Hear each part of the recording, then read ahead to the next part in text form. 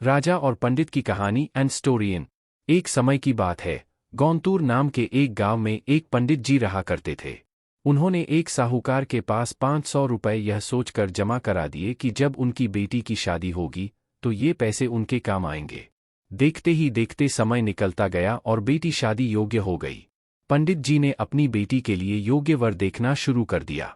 उन्हें अपनी पुत्री के लिए एक लड़का पसंद भी आया, जिसके बाद पंडित जी साहूकार के पास अपने पैसे लेने गए। साहूकार ने उन्हें पैसे देने से इनकार करते हुए कहा, मेरे पास आपने कोई पैसे जमा नहीं कराए। आपके पास क्या सबूत है कि आपने मेरे पास पैसे रखे थे? क्या आपके पास उसका कोई लिखित प्रमाण है? साहूकार की ये बातें सुनकर पंडित जी परेशान हो जाते हैं और वे समझ जाते हैं कि साहूकार ने उनके पैसे हड़प लिए हैं। एक दिन पंडित जी मंदिर से घर लौट रहे थे, तभी उनके दिमाग में विचार आया कि उन्हें उस साहूकार की शिकायत राजा से करनी चाहिए। हो सकता है राजा इस परेशानी का कोई हल निकाल दें।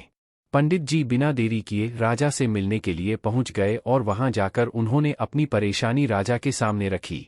पंडित जी की बात सुनकर राजा ने कहा कि कल नगर के लिए हमारी सवारी निकलेगी, तुम उस समय उस साहूकार की दुकान के सामने जाकर खड़े हो जाना। राजा की बात सुनकर पंडित जी अपना झोला उठाकर घर को निकल गए। अगले दिन राजा की सवारी निकली। नगरवासियों ने उन्हें फूलों की माला पहनाई व आरती उतारी। पंडित जी राजा के कहे अनुसार उस दुकान के सामने खड़े हो गए। राजा की सवारी साहूकार की दुकान के सामने आई तो राजा ने पंडित जी को देखाकर प्रणाम किया और उनसे कहा कि आप यहाँ क्या कर रहे हैं? आप हमारे गुरु हैं, आप हमारे साथ बग्घी में चलिए। पंडित के बग्घी में बैठने के बाद साहूकार ने राजा की पूजा की और उन्हें फूलों की माला पहनाई। उसके बाद राजा की बग्घी आगे बढ़ गई। पंडित जी को कुछ दूर आगे जाने के बाद राजा ने बग्घी से उतार दिया और बोला कि मैंने अपना काम कर दिया है, अब आगे देखो क्या होता है।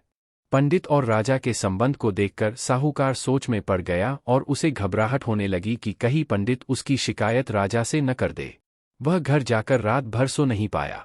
सुबह दुकान पर जाकर सबसे पहले साहूकार ने अपने मुनीम को पंडित जी को सहसम्मान दुकान में लाने के लिए कहा। मुनीम पंडित जी को ढूंढने निकल गया। कुछ देर बाद पंडित जी उसे नगर में एक पेड़ की छाव में आराम करते हुए नजर आए।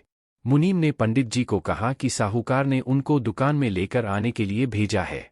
मुनीम पंडित जी को सम्मान के साथ दुकान लेकर जाता है। साहूकार पंडित जी को आदर सम्मान के साथ बिठाते हुए कहता है, मैंने पुराने खाते की अच्छी तरह जांच की और उसमें आपने मुझे 500 रुपए दिए थे, इसकी जानकारी मिली है। यह पैसा पीछे 10 सालों से मेरे पास जमा है, जिस वजह से इसका ब्याज मिलाकर यह 12,500 रुपए हो गए हैं।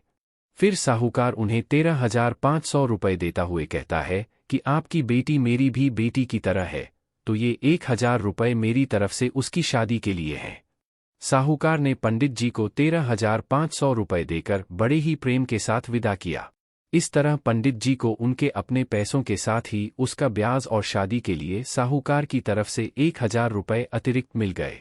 कहानी से सीख, अगर कोई किसी को परेशान कर रहा है तो उसके सामने गिड़गिड़ाने की बजाय ऐसे व्यक्ति से मदद मांगे जो इस समस्या से उसे निकाल सकता है।